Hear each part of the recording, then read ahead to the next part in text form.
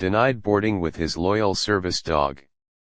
A black Marine veteran faces injustice. But what happens next ignites a national movement. You won't forget.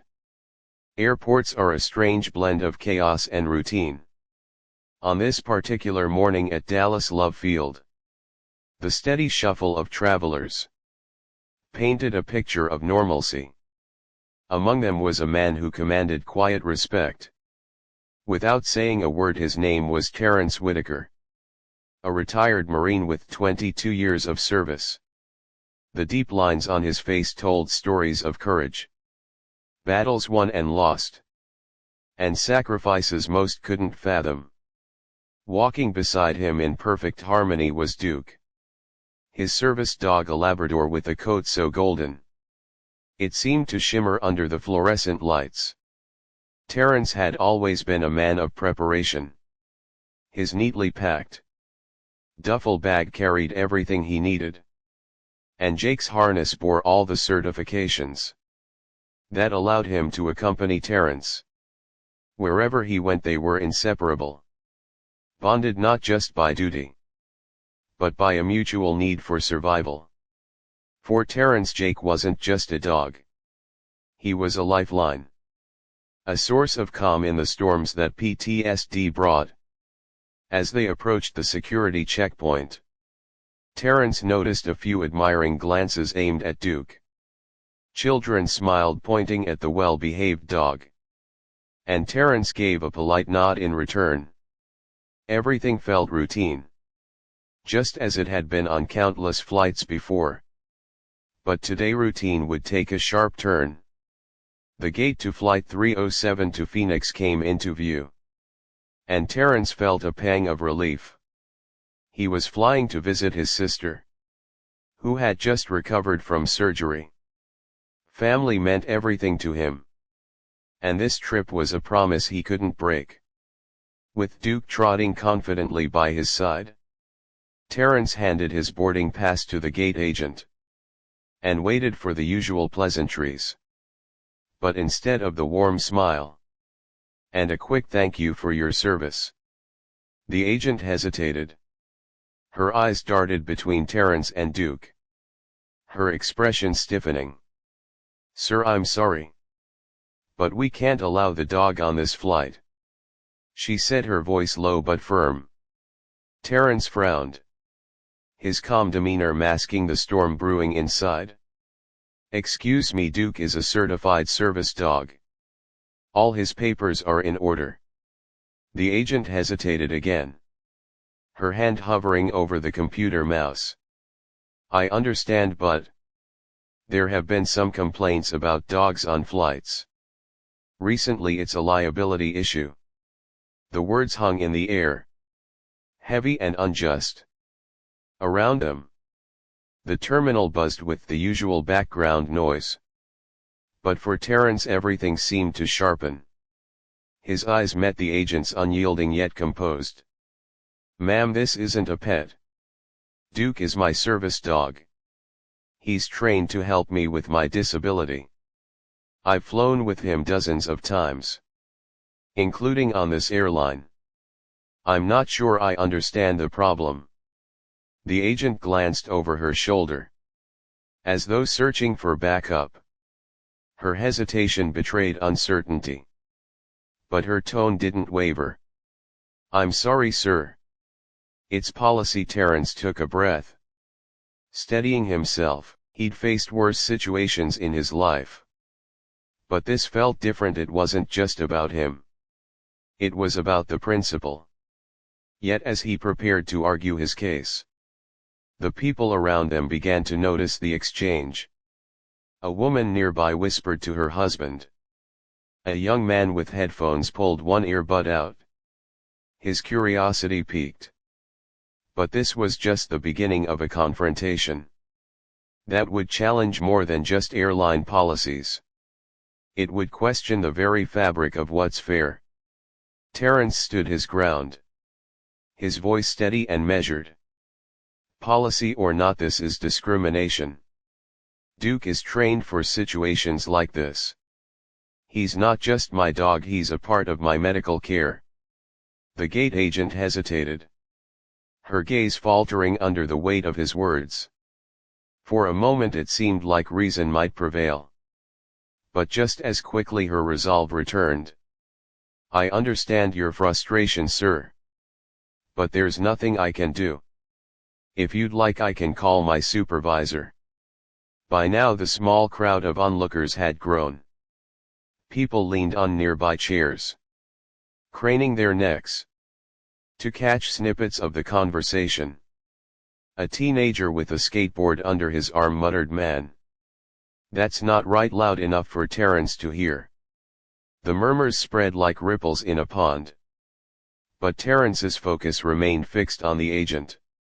"I'd appreciate that," he replied, his tone firm but respectful. "Let's get your supervisor here."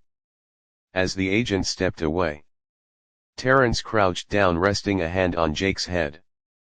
The dog looked up at him, sensing the tension in the air, but remaining calm. "Good boy," Terence whispered. Jake wagged his tail slightly, offering the only reassurance he could. Minutes passed and the whispers grew louder. A middle-aged woman with a carry-on bag approached. Cautiously, "Excuse me," she said, her voice hesitant. "I couldn't help but overhear. Are they really saying you can't bring your dog on the flight?" Terence straightened up, nodding. "That's what they're saying. But Duke's a service dog, fully certified. This isn't the first flight we've been on together." The woman frowned, her brows knitting together in disbelief. "That's ridiculous. My brother has a service dog. And I've seen how important they are. I don't think they can legally stop you." Terence appreciated her support. But he knew the reality.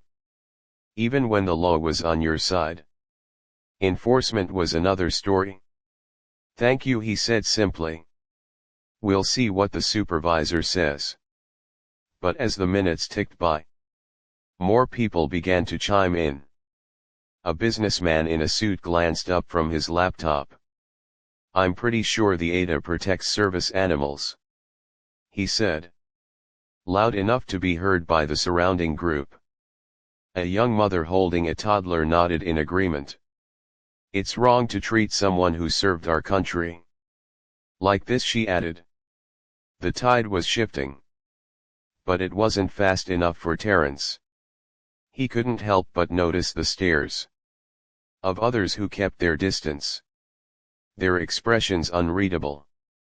Were they judging him? Were they afraid to get involved? The uncertainty gnawed at him. But he stayed composed. Finally, the supervisor arrived, a man in his late 40s, with a sharp suit and a clipboard in hand. His name tag read Mr. Sullivan. He approached with the air of someone used to diffusing tense situations, but the weight of the crowd's attention seemed to unsettle him. "Mr. Whitaker," he began, addressing Terence with a strained smile. "I understand there's been a misunderstanding. Let's see if we can resolve this." Terence met his gaze unflinching. "There's no misunderstanding.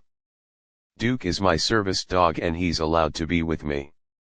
I have his paperwork right here." He reached into his bag and pulled out the neatly folded documents. Holding them out, Sullivan skimmed the papers, his expression unreadable. But instead of a resolution, his words only deepened the conflict. "The documents are in order. But we've had some recent complaints from other passengers about animals on flights. We have to take everyone's comfort into consideration." The crowd's murmurs turned into audible gasps and protests. "That's outrageous," someone shouted. Another voice chimed in. "He's a veteran, for God's sake." But instead of backing down, Terence knew this was the moment to stand firm. Not just for himself, but for others who might face the same injustice. Terence felt the weight of the moment. Not just for himself, but for the principles he stood for. He could feel the growing energy of the crowd.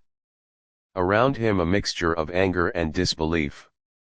The Marine in him, the man who had led troops through chaos, knew this wasn't just about getting on the plane.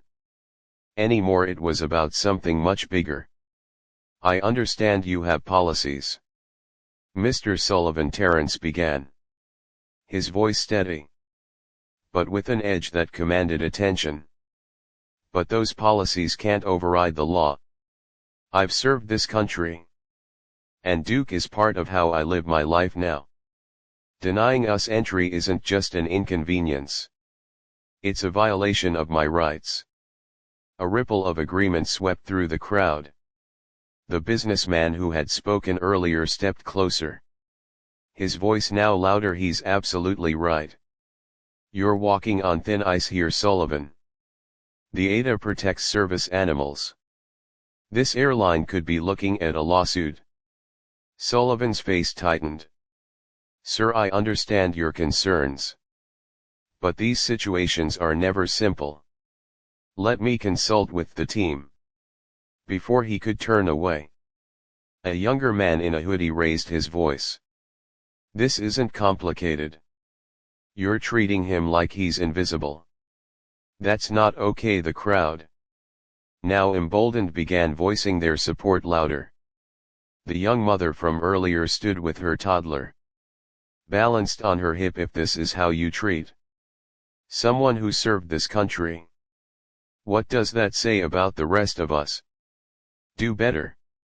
Terence was humbled by the voices surrounding him, but his focus remained on Sullivan. "I'm not asking for special treatment," he said, his tone firm but calm. "I'm asking for what's fair. Duke isn't a luxury, he's a necessity." Sullivan seemed to shrink under the weight of the crowd's disapproval. He glanced around, clearly overwhelmed by the attention. But before he could speak, another figure emerged, a tall man in his 60s, with a graying beard and a walking cane. He wore a hat embroidered with Vietnam veteran. His voice cut through the commotion. "Terence Whitaker, isn't it?"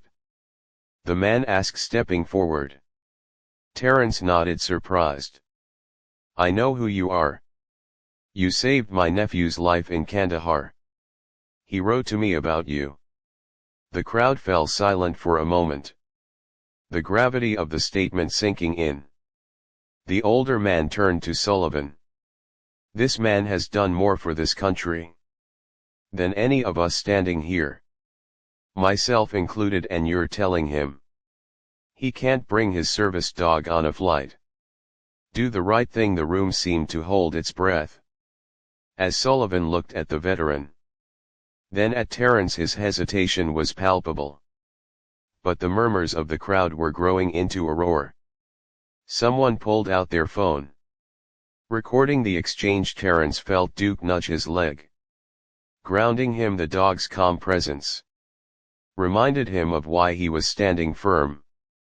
This wasn't just about getting on the plane. It was about dignity and respect.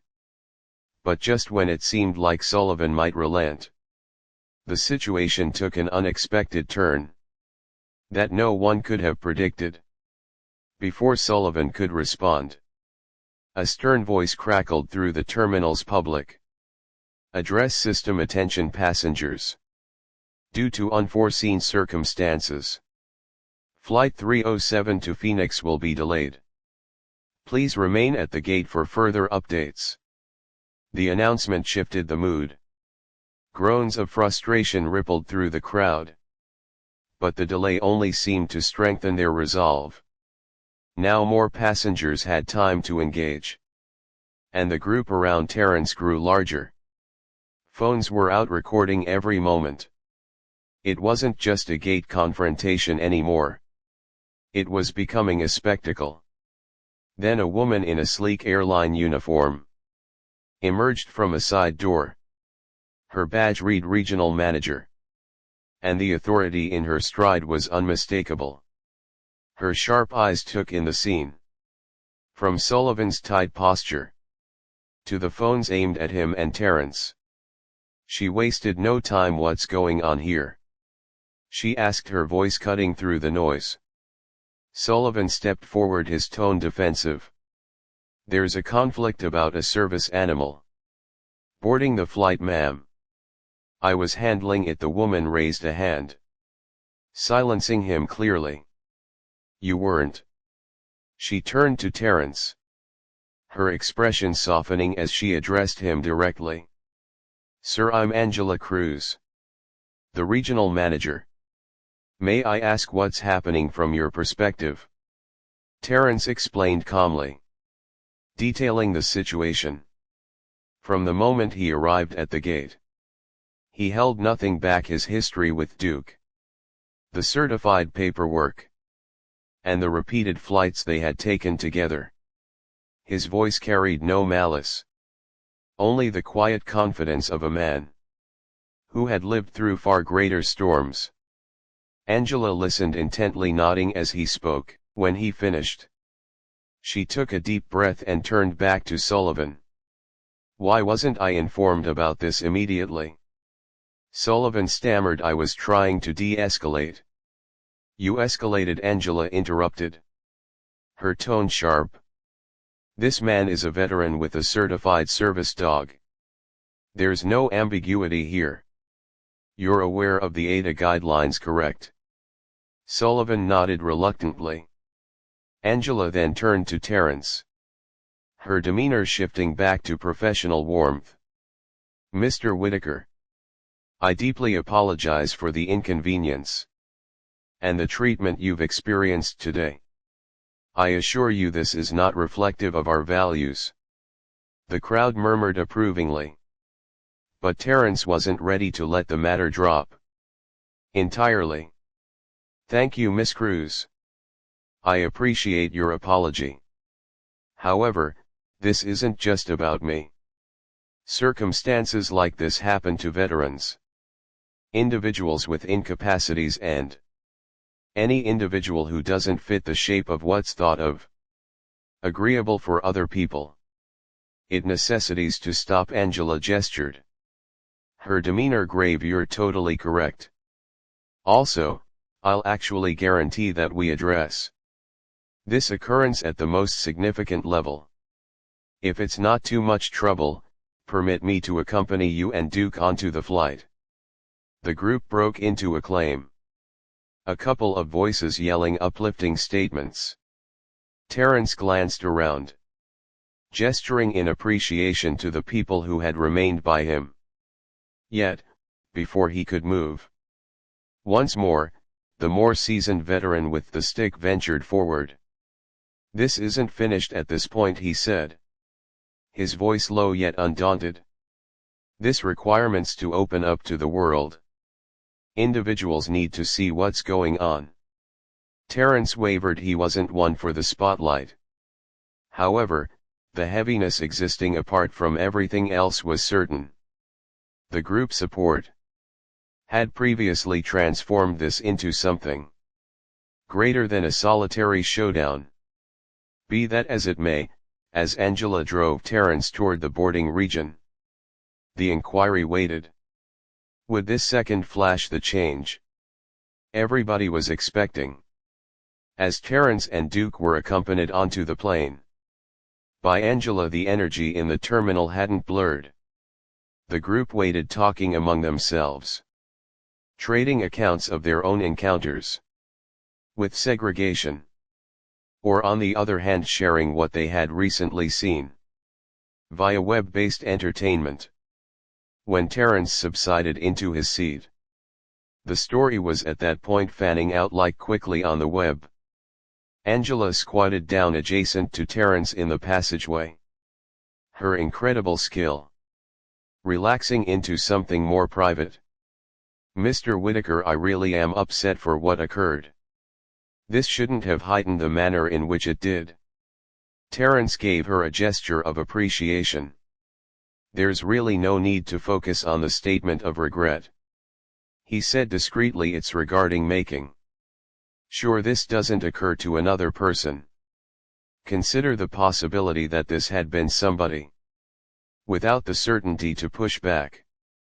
Or on the other hand somebody without a group to back them up. Angela looked truly intelligent. Her look gleaming to Duke, who sat serenely at Terrence's feet. You're correct, and I guarantee I'll ensure this is tended to inside. Be that as it may, the public reaction. She looked toward the windows, where telephones were as yet focused on the plane. That is none of my concern now. Terrence didn't answer right away. He looked through the window, thinking about the minutes prior to this flight. How effectively this might have slipped by everyone's notice. One more calm outrage hid where no one will think to look. In any case, this time something was unique. Outsiders had ventured forward. Voices had been raised as the plane maneuvered. An airline steward drew nearer, with a plate of water bottles. She bowed somewhat, her voice delicate. Sir, I simply needed to say thank you for your administration. Also, for standing up out there. My dad's a Marine as well. What you did matters. Once more, Terrence gestured, offering her a weak yet veritable grin. Much thanks to you, he said essentially. The actual flight passed ordinarily. Be that as it may, Terrence could feel the strain all around. Not from him or Duke. However, from the travelers who had seen everything. The energy of what had occurred at the entryway waited. He got bits of discussions around him. It's becoming a web sensation, somebody murmured. Previously moving on Twitter. One more said when the plane arrived in Phoenix. Terrence's telephone hummed with warnings. Family companions. Indeed, even individuals he hadn't addressed in years had sent him joins messages and messages. The occurrence was at that point being accounted for by nearby media sources. Hashtags like Cap Support Terrence. Also, hashtag Veterans Privileges were moving.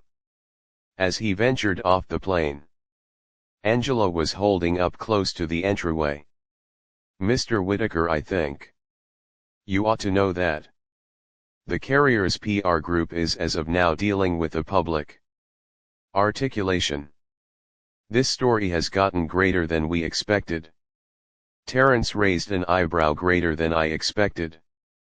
To Angela delayed prior to talking once more. Assuming you're willing. I figure it very well may merit addressing the press. Yourself.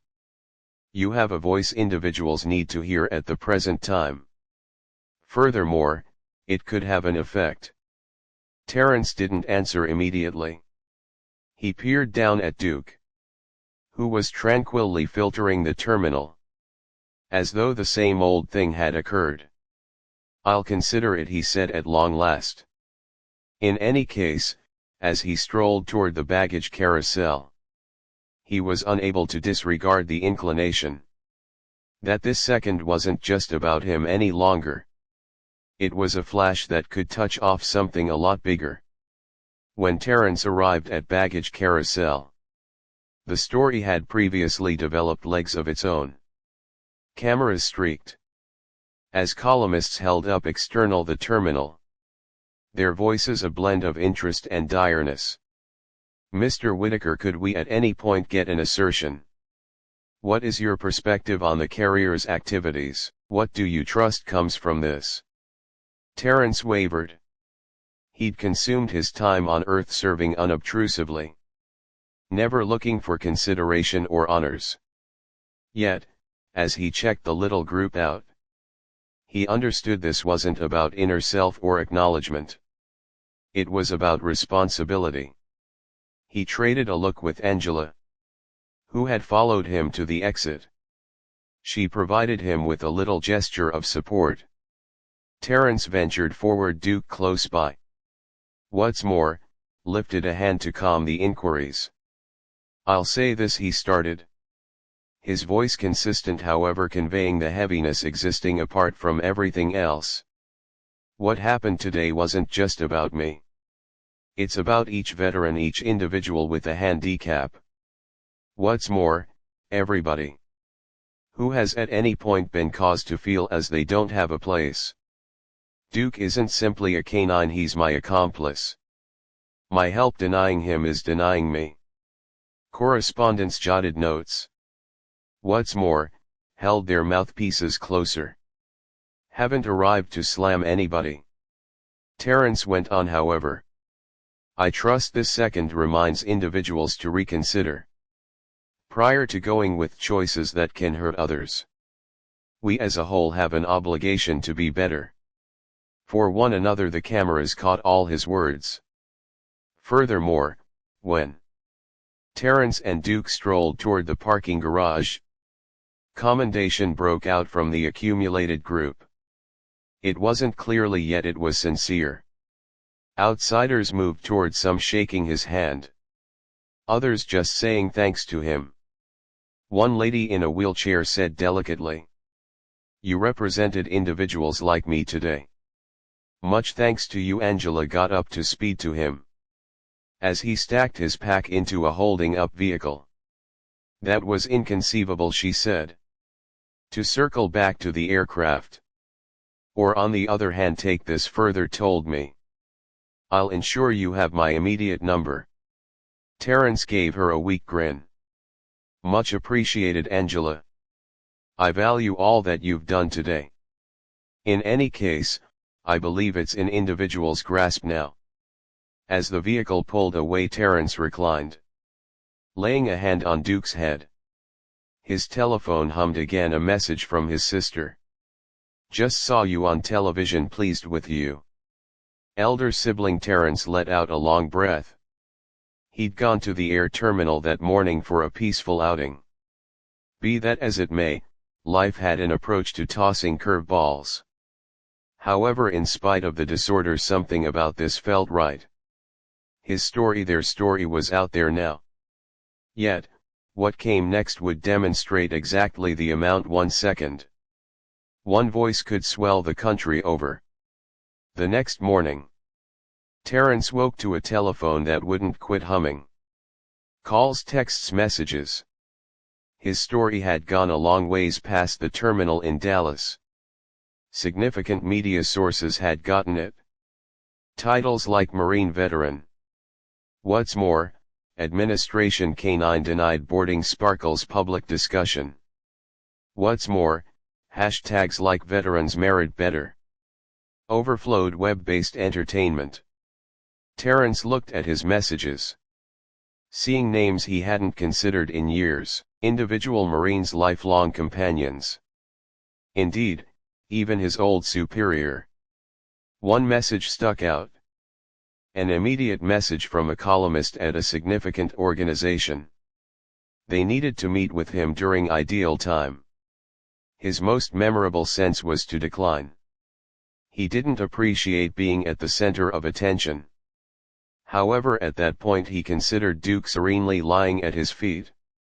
What's more, the innumerable other people who depended on help creatures. Or then again who confronted calm separation consistently. On the off chance that sharing his experience could assist with night one individual. It was worth the effort. Sometime thereafter, Terence ended up sitting before a camera. Duke next to him, the questioner. A cleaned anchor with a quiet disposition. Requested that he relate the occasions at the air terminal. Terence expressed evidently his words not practiced. However, genuine, he depicted his existence with Duke. The battles of living with PTSD. Also, the significance of compassion and understanding. What do you trust will come from this? The questioner asked. Terence stopped, peering down at Duke briefly prior to replying. I trust this makes individuals think about how they treat others, about how we can all improve. Approaches are significant. However, sympathy has the effect. We can't fail to remember that the transmission became a web sensation, resounding with millions. The carrier released a proper conciliatory sentiment. Furthermore, swore to retrain its staff on Ada consistence. Promotion bunches contacted Terence, inquiring as to whether he would talk at their occasions. He wasn't certain pretty much every last bit of it. Be that as it may, he consented to a couple, realizing his story could push for change. In the weeks that followed, the story blurred from the titles. However, the effect weighted carriers the nation over started changing their administration creature approaches. Backing bunches saw an increase in help. Furthermore, Terence gotten letters from individuals he'd never met. Some saying thanks to him, others sharing their own accounts. One letter stood apart. It was from a youthful Marine who had recently gotten back from organization. Furthermore, attempted to conform to regular citizen life. Seeing you and Duke gave me trust. It read, perhaps I can traverse this as well. Terence collapsed the letter cautiously. Furthermore, put it in a case with his different remembrances. He checked Duke out, who was spread out on the parlor floor. Furthermore, gave him a little grin. We did approve, amigo, he said discreetly. Now and then it just takes 1 second. One voice to have an effect. Furthermore, when individuals stand together. Indeed, even against the chances, change becomes conceivable. Terence's story isn't simply his own. An update defending common decency, regardless of how little the second might appear, can prompt waves of progress. Whether it's supporting somebody, offering some assistance, or then again just picking sympathy over comfort. Every one of us has the ability to have an effect. Assuming this story impacted you, share it with somebody who necessitates to hear it. Also, on the off chance that you haven't as of now, buy in for more stories that help us to remember the strength in humankind. Also, the significance of standing together.